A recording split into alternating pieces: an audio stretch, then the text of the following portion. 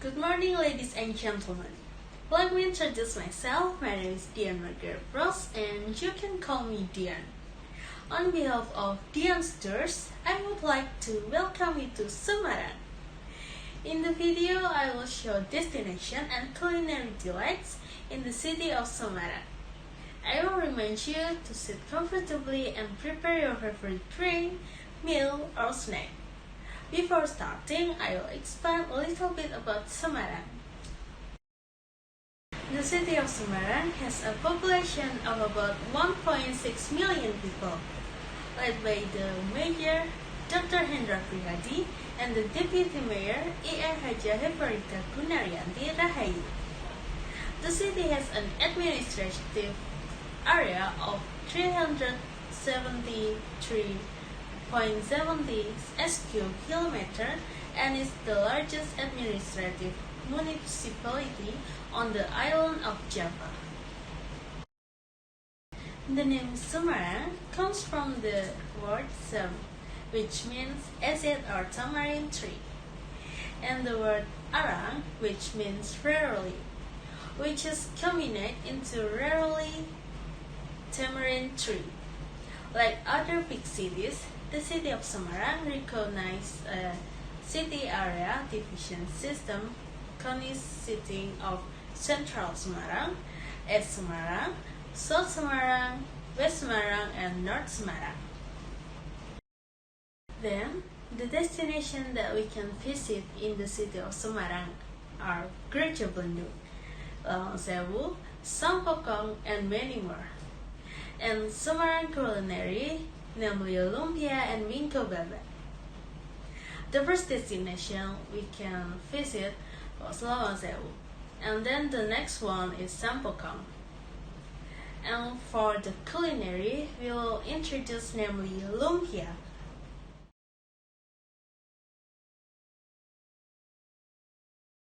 To the first destination, Lawang Sewu located on Jalan Pemuda, Semarang. The entry ticket for Lawang Sewu currently is 20,000 rupiah for adults, and then children and students 10,000 rupiah. For foreign tourists is 30,000 rupiah. The Lawang Sewu building was originally the office of one of the Dutch East Indies Railways Company, namely Netherlands Indisch Spoorweg Maatschappij or NIS, which was built in 904 until 907. The purpose of building the Lawang Sewu building is for the activities of the new NIS administration office, because the old office, which was previously located at Semarang Gudang Station, is no longer sufficient to accommodate the number of NIS employees.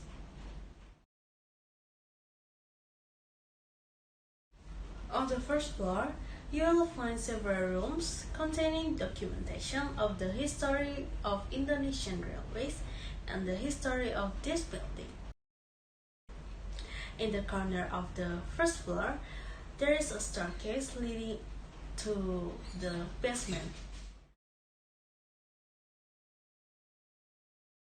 On the second floor, there is a large hall that was once used as a place for celebrations or parties.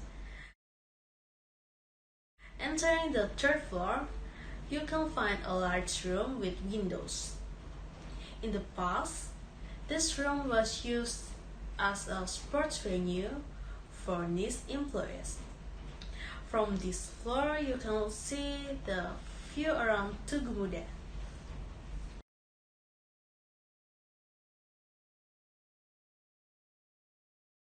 The number of doors themselves is not even 1,000. If we count, there are only 529. However, if we count the doors, the number will be 928. Circulation regulation with ventilation seems to be considered carefully, using the principle of cross ventilation and elevating the ceiling of the building.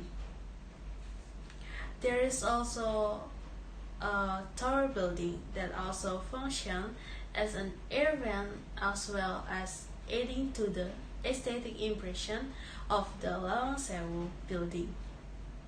In addition, the large number of openings, doors, windows, and ventilation can maximize the lighting of the Lawang Sewu building so that it still looks bright without lights during the day.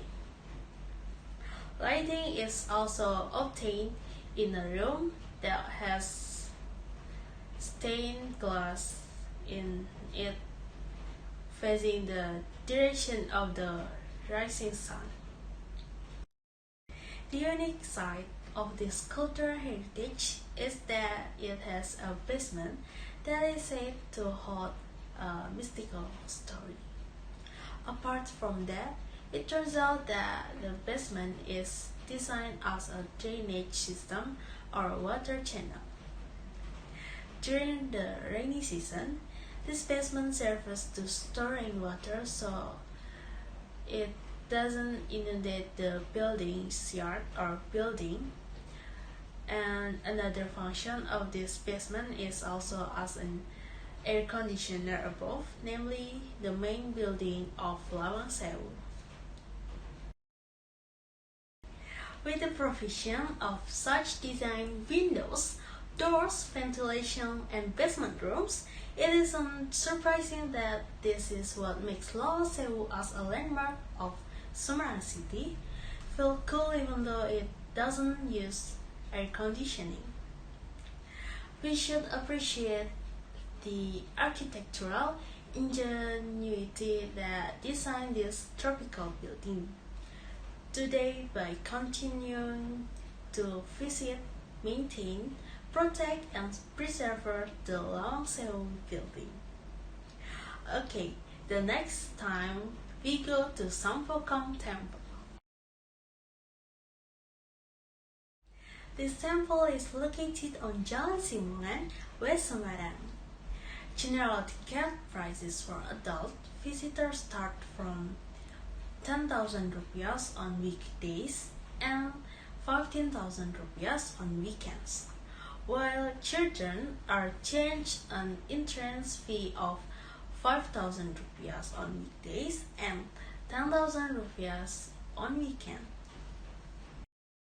Sampokong Temple, also known as Gedung Batu, is the oldest Chinese temple in Semarang, the capital city of Central Java province.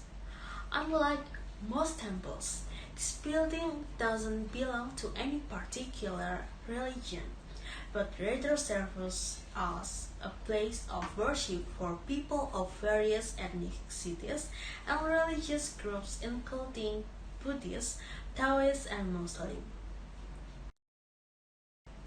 Sampokong is the oldest of the 5 pagodas included in the Sampokong complex, which cover an area of 3.2 hectares. The building covers an area of 1,020 square meters and is influenced by 14th century Chinese and Japanese architectural styles. The temple is painted in a majestic red color and is crowned with a 3-tiered pagoda-style roof, typical of East Asian culture. The surrounding area is thick with incense smoke, giving the feel of being in China itself. The foundation of the temple was first built by Admiral Cheng Ho in another place better known as Admiral Zheng He, a Muslim explorer from mainland China. After some time, Zheng He left Java, but many of his men decided to stay and settle in the area. They married the locals, and until now, Simungan is inhabited by Chinese descendants. In 1704, the original temple and cave collapsed due to a landslide. The local community rebuilt it 20 years later in a different location, closer to the city center and further away from areas prone to weathering by natural elements. It served as both a place of worship to honor Zheng He for his services to society. So, ladies and gentlemen, next I will explain the local food in Semarang, which is also related to China, namely lumpia. Lumpia is a typical Semarang dish, a fusion of Chinese and Japanese cuisine for hundreds of years.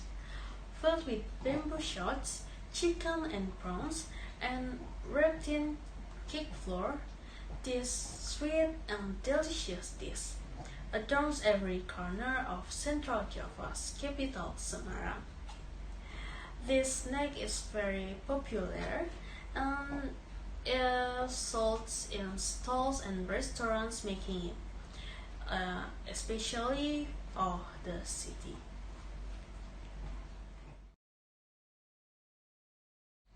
Lumpia comes from Hokkien dialect. Lun or lum means soft and pia means cake.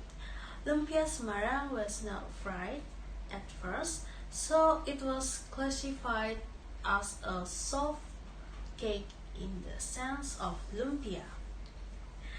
This change occurred when combining Chinese and Japanese food. In addition, the sweet taste of lumpia is part of the adaptation of the local people's tongue. Summarized from various sources, this Semarang especially was first introduced in the 19th century and is an example of a blend of authentic Chinese and Japanese cultural flavors. Okay, ladies and gentlemen, the tour ends here and I want to thank you for choosing me as your tour guide. See you next time.